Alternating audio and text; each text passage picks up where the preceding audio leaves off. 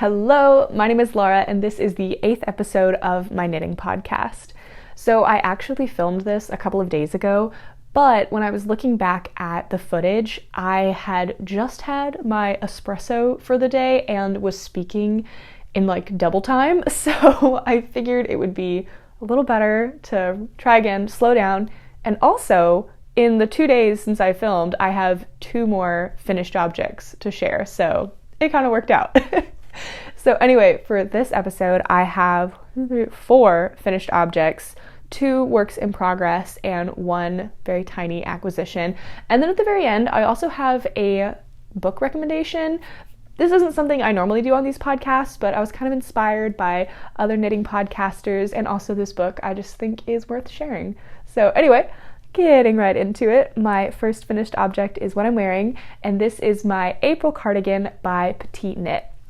I knit this in 1 strand of Merino by Knitting for Olive and 1 strand of soft silk Mohair by Knitting for Olive, and both are in the color Dusty Artichoke, which is this beautiful, like very cool toned green.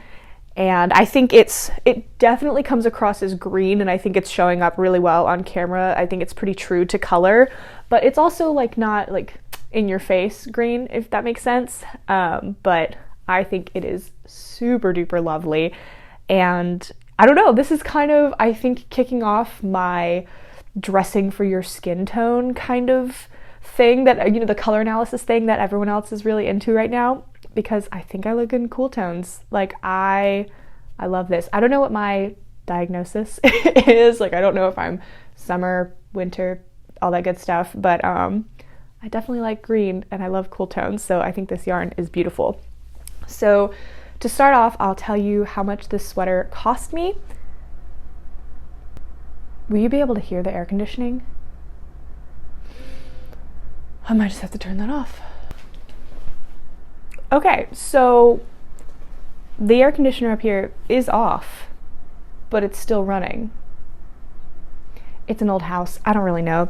I'll try to speak a little louder to make up for it. So anyway, I will go into how much this cardigan cost, and I will preface by saying this was a Christmas gift from my husband, but I put everything in the shopping cart and then sent him the link to the shopping cart, so I know about what he paid for this. Everything was in euros because we ordered directly from the Knitting for Olive website, and the Merino was €6.50, if that's how y'all say it, and the soft silk mohair was €7.75 each, and I used 5 Merino and 5 mohair for a total of €71.25. €71.25. And in USD, that's about $76. Now, I did have him order slightly more than I used, because I originally I basically put in the cart the quantity of yarn that I would need for sweater number 15, maybe? The like iconic all over cable where Dusty Artichoke is like a very common color to knit that sweater in. I'm pretty sure it's number 15. But I ended up not knitting that, and I chose to do the April cardigan, so I didn't need quite as much yarn. Overall, I think the order was like €99, but this one specifically cost about just shy of €72, which is pretty good. So yeah, I guess I'll speak a little more on the yarn before I go into the pattern, and that is, I really have almost nothing to say about the yarn other than that I really love it. This was my first time knitting with Knitting for Olive, and it kind of lives up to the hype. It really does. And one thing that I especially love about the Merino is how it's caked up.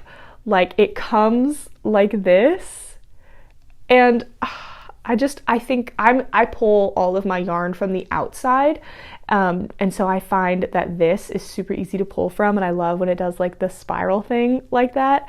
And as opposed to like Senescar and Sunday, which is I think the only other fingering weight merino that I've worked with, and it comes in kind of like the tube cylinder looking wound thing, and I find that slightly more irksome to pull from.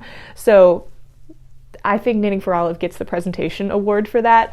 But yeah, it's also just the yarn is super lovely. The mohair I find super lovely and non-irritating. I'm wearing a short sleeve polo under this, which also I don't know if this is how, oh, Camelon bun was a little scandalous there. Also, I don't know if this is how I would style it. This is just what I wore to work today, and I threw the cardigan over. So maybe it looks good, maybe it doesn't. I don't know. Just ignore the styling for now. But this is a short sleeve shirt that I've got on under this, and I don't find this irritating. Like, it's definitely like mohair. I can tell it's there, but it's not itchy. However, I'm assuming that if I were to get overheated or a little sweaty, I would probably find this irritating because it is mohair. But I thought it would be fun to pull out the only other garment that I have knit with a strand of merino and a strand of mohair, and that is my Stockholm slipover v-neck by PetiteKnit. And I knit this in Sandnesgarn Sunday and Sandnesgarn tin silk mohair. And the main difference between the two is the mohair, which I would, just touching the balls of merino like side by side, I don't have it with me, they feel about the same. Really the only bonus I would give to Knitting for Olive is how it's wound up, but that's really doesn't affect the quality of the yarn at all. But the mohair is different. I find this scratchy to wear. Like, I always wear this over something, but whenever I wear thinner shirts under this and something, like, I can feel it on me, but then especially if I have a jacket then over this and the jacket's kind of like pressing onto this, which is then pressing onto me, I can feel it like prickling through the shirt. And it's not like super horrible, but the point is, I do notice when I'm wearing this more so when I'm wearing this mohair. And I think the difference is because the tin silk mohair has some wool quantity in it, which I'm pretty sure I got wrong on my like everything I knit last year video. Like, I don't think it is just your regular mohair and silk content. I do think there's some wool in there. Don't quote me on that. I'll put the content somewhere on the screen. And so therefore this is just a little bit more irritating. So between tin silk mohair and Knitting for Olive's mohair, I think I'll probably choose Knitting for Olive, but I'm not done trying out mohairs. Like, I've heard Isaya's mohair is really, really soft, so that might be the next one I try. I don't know. I think it'll be fun to try though. So anyway, that is just a quick little yarn comparison. Overall, super lovely. I am super happy with how the yarn knitted up on 4mm needles. And for the pattern, the April cardigan is super popular, so I'm sure I'm not the first person you've heard talking about this, but I am really happy with how it turned out. Like, I think the fit is really sweet. I didn't make any pattern modifications other than the pattern calls for like 4 inches of ribbing. I added an inch of stockinette and just did 3 inches of ribbing because I didn't want to knit that much ribbing. And I honestly I like the look of this a little better, I think. And almost all of my sweaters, I have to extend the sleeves because I have long arms, and that's okay. But then the neckband was the other big modification that I did. And for that, I followed a tutorial for Kutovakika put out. I love her YouTube channel, by the way. If you haven't seen Kutovakika's like vlogs, they are super, super fun. They're really fun to watch. But I followed one of her tutorials for a double knit button band, and the difference between that is I added a few extra rows at the bottom before I started the first buttonhole. I want to say I did like 7 rows of double knitting before I did the buttonhole, and then I also did 15 stitches total. So, you know, it's double knit, so it's like 7-ish that shows up on the front. So I did 15 stitches total. And in hindsight, I wish I would have done like 17, maybe even 19, because I do think I would have preferred for this to be a little bit thicker. But my whole thought process with the button band was like, this is my first time doing it. I'll know for next time. And I didn't re-knit it, even though I wasn't like super happy with how it's turning out. And And also on that note, for the actual buttonholes themselves, basically what you do is you knit up to the bottom of the buttonhole, and then you do the outside of the buttonhole, you cut the yarn, and then you do the inside of the buttonhole that attaches to the sweater, and then you join again and keep knitting. On the outside part, for the bottom 3 buttonholes, I did one too many rows of double knitting. So I don't know if you can see it here, but it kind of like flares out a little bit at the bottom 3. And like by the time I got to the 3rd one, I was aware of it, but I was thinking like, oh, I've already done this twice. I have to stay consistent. So I did an extra row here. But then when I got to the 4th buttonhole, I knew that I would probably wear it open like this. And so I didn't put the extra row in. So they don't look the same. The top buttonhole is the only correct one. And that's okay. Again, I'll know for next time. So I'm not that worried about it. I don't think anyone is going to notice, except for you, because now that I've pointed it out, you'll never unsee that. But learn from my mistakes. Count your rows. I don't know. Anyway, so that's like the main modification I made, which is a very common modification to the April Cardigan pattern. And I love it. I am so, so happy with this sweater. It's gorgeous. In case you aren't familiar with the pattern, it is a top-down construction. It's kind of has like a saddle shoulder right here, and then it goes into increases on just one side for the sleeves, and then at the very bottom it's got raglan increases, which is beautiful. I love the construction and I love the fit. The only thing that I will say is because it's kind of cropped, it definitely like pulls in at the waist, which is great. But then my only complaint is I have kind of broad shoulders for a lady. So I do think the like cropped cinched combination gives me a little bit of that like Chris Evans Dorito vibe. But maybe I'm the only one who sees that. I think wearing it open over a dress is really sweet and very beautiful. And I'll definitely still wear it buttoned up, but just something that I'll know for how cropped and fitted things fit on me for future sweaters. So anyway, this is my April Cardigan by PetiteKnit, and I am very, very happy with it. All right, my next finished object is one that I have had in the works for a while. And this is a version of a Monday sweater by PetiteKnit.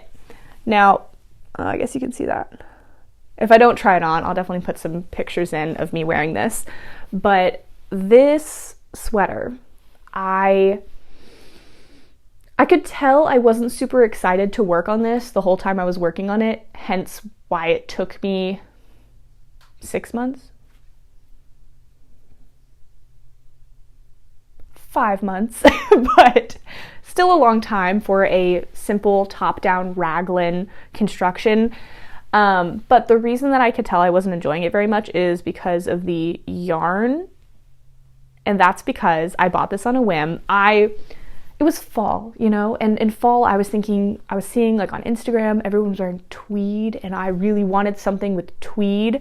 And so I bought this yarn, which is Hobbii Tweed Delight, which is 85% wool, 10% acrylic, and 5% viscose. And this is the color 1. And so I bought this, which is, by the way, I think a worsted weight yarn. So the Monday sweater calls for 4mm needles, and I had to go up to, I went up to 5mm needles so that the yarn wouldn't be super tightly knitted. And then I went down 2 sizes from my usual PetiteKnit size so to kind of compensate for the larger needles. Anyway, and so it was the yarn that I wasn't super excited about because I kind of bought it on a whim. And in hindsight, I do think I would prefer maybe something without acrylic in it, and to just put a little more consideration into pairing a yarn with a pattern, because while it was super easy to just go down 2 sizes in the pattern, I still think I'm early enough in my knitting career that I don't really want to do major modifications like that to a pattern by like super switching up the gauge. So I think next time I'm going to be more mindful about pairing my patterns and my yarn. But overall, I think it turned out pretty good. Like, I wanted it to be pretty big, pretty oversized. I have not tried this on since blocking. Maybe I should do that. You know what? Let me put this on. Okay, actually, this is super cozy. This kind of turned out exactly how I wanted it to. Let me show you. So it's like way too long, which I'll go into that in a second on the sleeves, but I ended up doing 2x2 ribbing everywhere, and then I did a split hem here, and I am so happy with this. Oh my gosh. Okay. Wow, this turned out actually exactly how I wanted it to, which is not what usually happens. This is great. Okay. Wow, why am I so happy with this? I was super not into this sweater while I was knitting it, and so for it to turn out like really oversized and cozy, I'm so happy about. Okay, wow. I need to calm down. I'm glad that worked out. But anyway, I originally bought 9 balls of yarn for this with no thought that went into that. Do better than me. And so I did play yarn chicken, where I could have finished the sweater, but it would have turned out a lot more cropped than I would have liked. And so I did order a 10th ball of yarn, and that was perfect, which in hindsight, I probably didn't need it because these sleeves are a bit long. But I love this. Like, I love this. I think it turned out perfect. And so overall, what I spent on this sweater is $72.64. And that is paying for shipping twice since I had to get the 10th ball of yarn completely separate.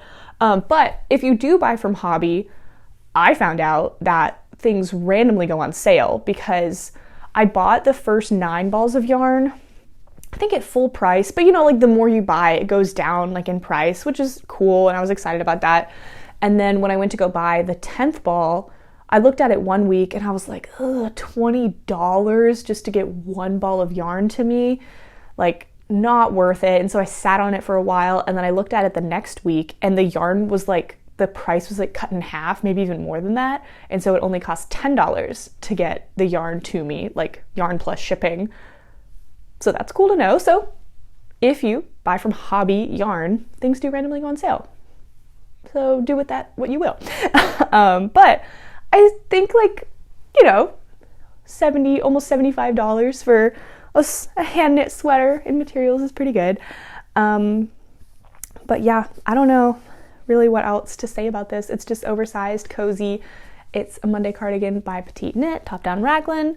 And yeah. Oh, one other major modification that I made is I have knit the Monday sweater before on gauge, and I didn't like how square the neck ended up being. I feel like this is still like pretty square, but not as bad, because I moved in the raglan 2 stitches, I want to say, on both the front and the back. And so it made the sleeves wider, which did give me an odd number of stitches around. So I had to do one more decrease, just decreasing 1 stitch instead of 1 on each side, which is fine.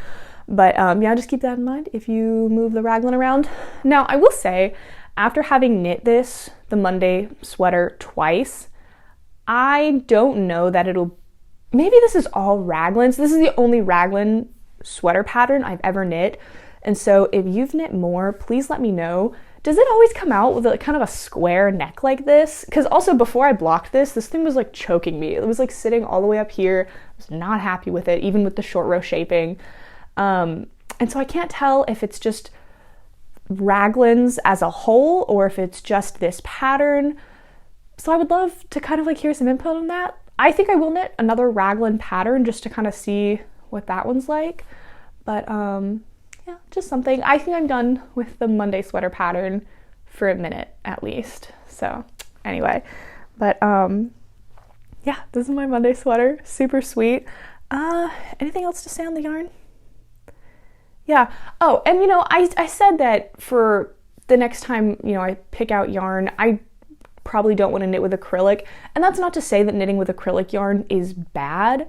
And I know there's a lot of thoughts out there on the internet about it. And I'm not trying to say that. I'm just saying for my own personal preference, I think the benefit of making something handmade, homemade, is that you get to pick the materials that go into it.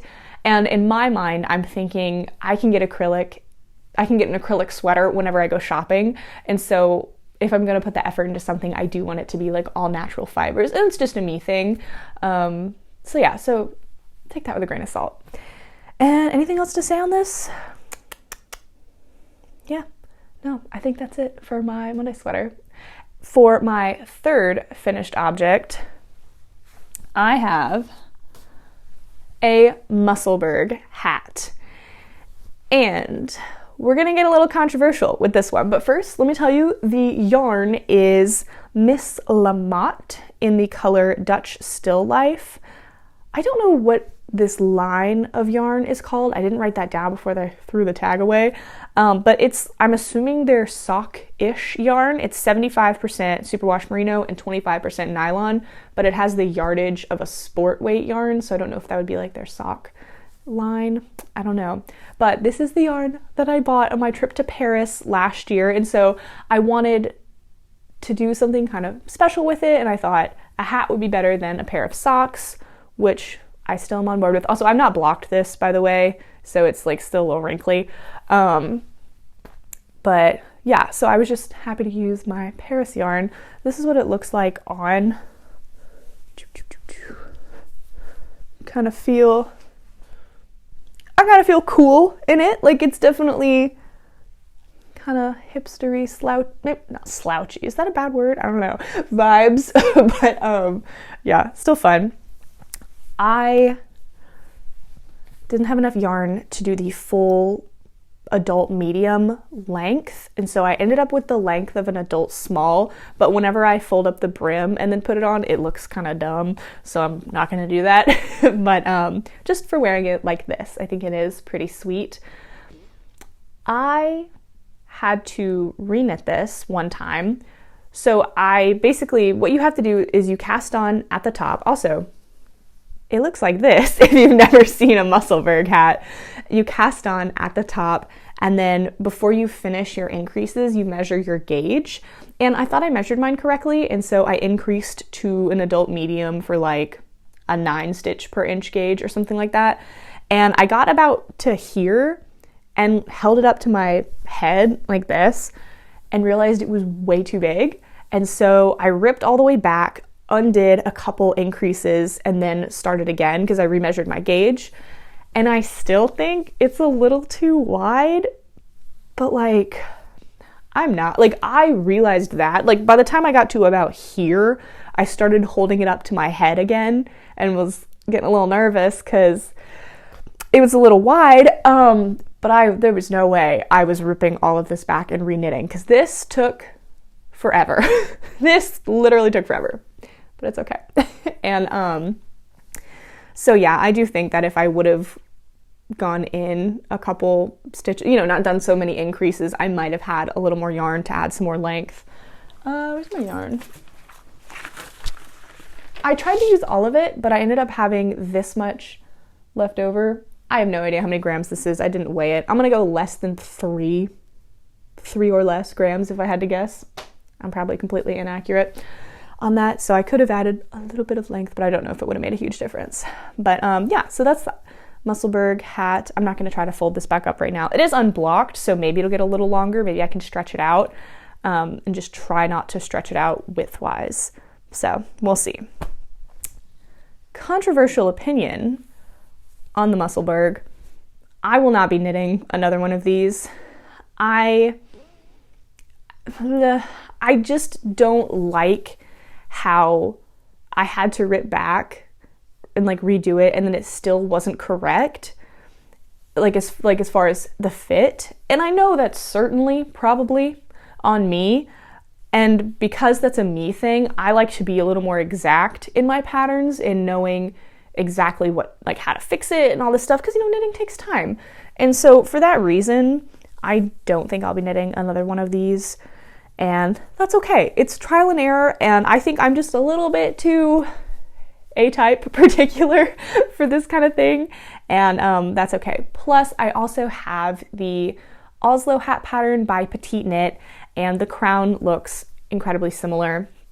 And so if I want to achieve the same kind of stockinette look, then I have that, which of course the benefit of this is it only uses 100 grams I think, if you have like a fingering weight yarn, whereas the Oslo hat needs 150 grams of a DK weight. So it is what it is. But overall, it was definitely worth trying, and I enjoyed this. Whenever I just needed a mindless knit, this was great. Just stockinette in the round, it was fantastic.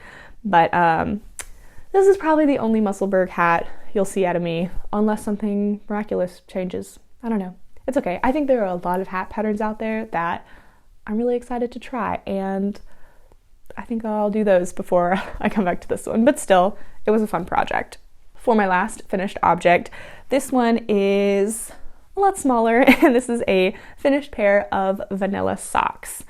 I knit this in Twisted Ambitions sock, which is I'm pretty sure 75% superwash merino, 25% nylon, kind of your typical sock yarn, and also 90% sure this is the color Tide.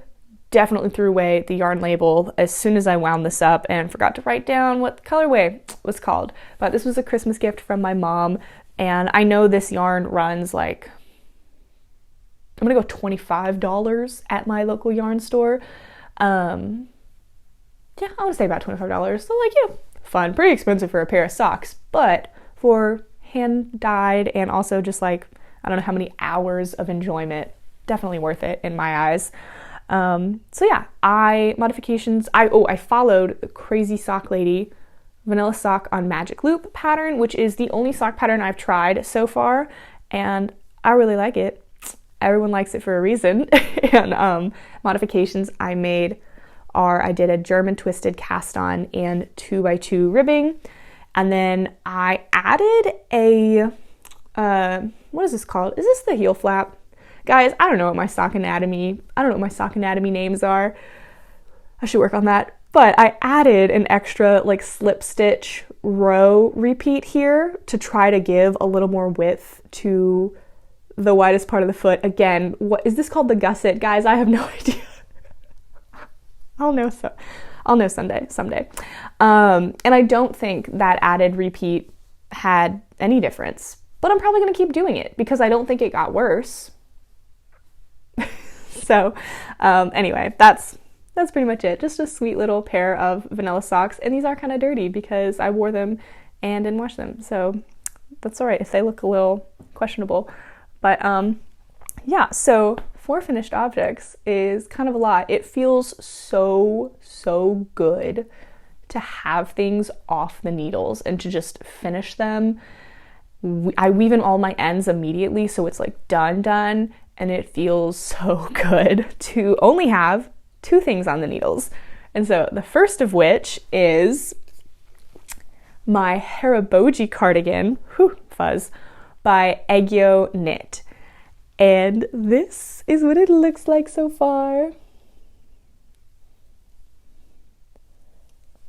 This is a sideways construction sweater, and so I'm pretty sure this is the right arm. So you start at the arm and you'll knit all the way across and then finish off on the other arm, and it's gonna be super fun. So far, it's really addictive. You know, anything with cables and repeats, you're like, let me just do the next row, let me do the next repeat. And yeah, it's really nice. So the sweater essentially features seed stitch on the underarms, and then also it'll be on most of the body for the actual cardigan. And then there's like this lattice kind of pattern on both sides, which also left leaning, so much uglier than right leaning. Anyone else? I feel like that is a common thing in knitting, like left leaning just looks sloppy, and then right leaning just is the oldest child and is perfect. But I'm a middle child. And yeah, anyway. And then on the top there's this one giant beautiful cable that'll run all the way up and down the sleeves. And also does this look like a fish to anybody else? Like whenever I see Instagram posts of just the sleeve when it's at this point and like a little bit longer, it looks like a fish to me, and like not in a bad way, in a cute way. But it kind of makes me laugh every time I pick it up, and I'm like, oh, I'm working on my fish right now. So, which I think is really sweet. I'm not trying to be mean or offensive. I'm gonna wear this cardigan a lot, I really hope. But yeah, anyway, the yarn that I'm using for this is Gepard Woolia, and I'm knitting it in the color 1, which I think is, or 101, which is called Cream. Sorry, tag slipping out here. So Gepard Woolia, the color Cream, which is 100% organic merino wool, and yeah, it's super soft. It's very springy. I'll keep that in mind. Like, it stretches a lot.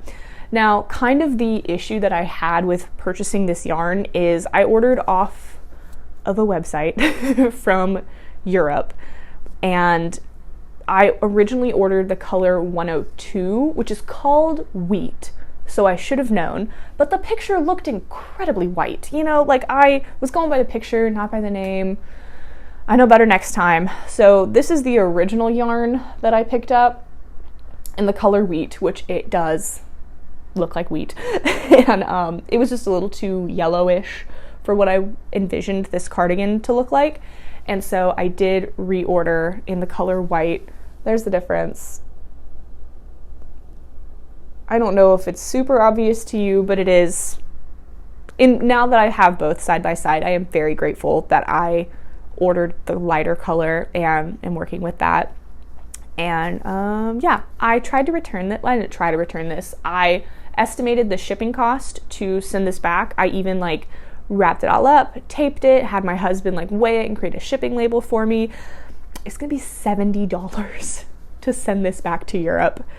And not great for my wallet, not great for the planet, so I'm holding on to it for now. I've got 15 of these that I have no plans for yet, which is not like me, but it's okay. I really like working with this so far. I just don't know if this color is quite my color, so we'll see what I'm gonna do with 15 of these. But anyway, overall, the yarn I am really enjoying though. And yeah, that's pretty much all I have to say about my Haraboji cardigan. It's no secret that it's getting warmer out. I am assuming I'm not gonna get anywhere out of this guy, other than maybe around the house. And so therefore I am really not gonna get anywhere out of this guy when it's done. So I am going to take my precious time on this. My goal is to finish this probably by, I don't know, August, September, if that's realistic, and just really enjoy this process because I'm not gonna be able to wear it. It's gonna be way too hot here in Tennessee, and therefore I'll probably cast on something else that might be a little more summery. I'm not sure yet. Just to maybe have something that I am anticipating to finish quicker, but I am really excited to just work on this slowly and really enjoy the process. This is my first time working with cables, so I am trying to be as careful as possible. I am struggling a little bit with the main cable because it's a lot of stitches you have to move around, and I knit very tightly, so I'm just kind of learning as I go. Like, my cable will probably just get better and better as it works its way across the sweater. So it's okay, it is what it is. And yeah, so that's my Haraboji cardigan. I am loving it. All right, and the last thing I have on the needles is another pair of vanilla socks. In my ideal world, I have like one larger project on the needles, like a sweater, and then also a pair of socks on the needles, which is what I've got right now. But like I just said, I'll probably cast on one more bigger item just to have something a little more summery, or maybe something, maybe not summery, but just something that I want to finish a little faster. But as of right now, I am enjoying having these two things on the needles. And this is knit in Cascade Yarns Heritage, which also, this is my one acquisition, by the way. I ordered 2 skeins of this, and it is 75% superwash merino, 25% nylon, so kind of your basic sock yarn. And I don't remember what this color is called, but I will put it in the description. And then this light, beautiful purple is color 5779, and it also has a name, so I'll put that in the description. But whenever I pulled these two out of the box or the bag that it came in, I gasped when I saw this purple. It is just so vibrant and beautiful. Like, I was going to cast this on first because I want to knit the petal drop socks, pretty sure that's what they're called, by Florence Miller, in this lighter color purple, and I was just gonna save this for a rainy day to like cast on a pair of vanilla socks. But I loved this color more than this one, so I cast this on first, and I'm not mad about it. I think it is super fun. This is the softest sock yarn I have worked with so far, and that scares me for how well the socks are gonna hold up. But I do wear my socks, but I mostly make socks for the process of making them, and so for that reason, the knitting process is very, very enjoyable. So I'm loving this. Cascade Heritage, like, I think I will try other sock yarns in the meantime, but for the price, I don't remember right off how much this cost, maybe like $10 each. It was a very inexpensive sock yarn. For the price, I'll probably get some more of this, and they had a huge color selection, so I don't know, pretty cool. We'll see how it holds up though before I order any more and decide, but yeah, love a pair of vanilla socks. And that's my only acquisition for this video. Okay, last thing that I want to share is a little book recommendation, which, like I said at the beginning, this isn't something I do like ever, but I found this book about a year ago because YouTube likes to recommend to me every single knitting video ever and just see what I click on. And Bonnie Wright, who played Ginny Weasley in the Harry Potter films, has a YouTube channel, and it's called Go Gently. And the video that was recommended to me was a video where she was learning how to knit, because the whole concept of her channel is being a little more sustainable and like how we can take actionable steps as individuals. And so I clicked on her video of learning how to knit, and it was super cute, and it definitely reminded me of me learning how to knit for the very first time, and it was really sweet and pretty fun to watch.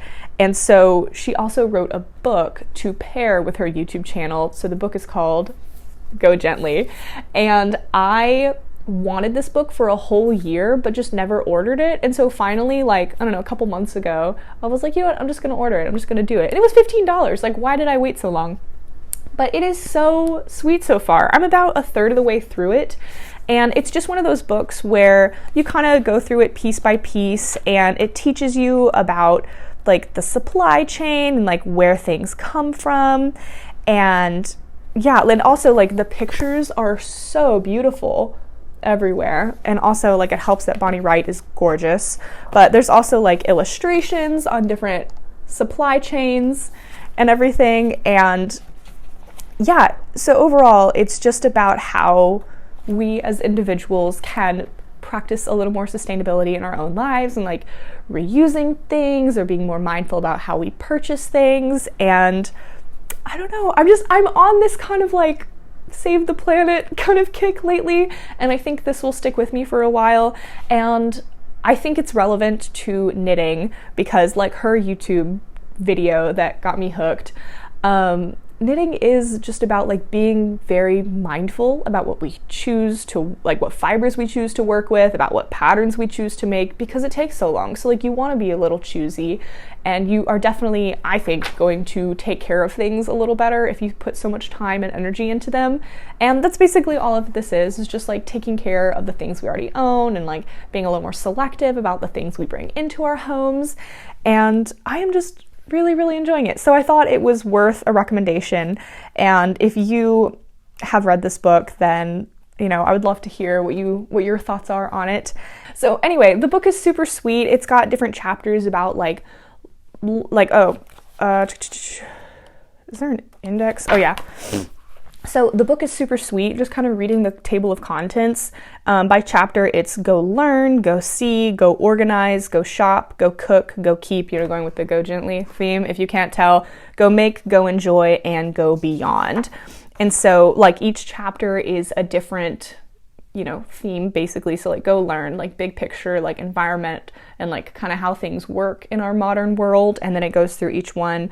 I am really excited for the go make chapter that I haven't gotten to yet, which of course you could totally like skim through this and like jump around, but I'm definitely like a chapter by chapter kind of reader. But she kind of gives some tips for making homemade gifts and like homemade recipes, and every recipe is homemade. Anyway, just other really sweet, sustainable things, and I'm really enjoying this so far. So hopefully maybe you also are into this kind of thing and you got some value out of this recommendation. But yeah, I just think it's really fun and was worth mentioning to you guys. So anyway, that is everything that I have for this episode. Thank you so much for tuning in and knitting with me, hopefully, throughout this whole thing. And I hope you have a beautiful rest of your day.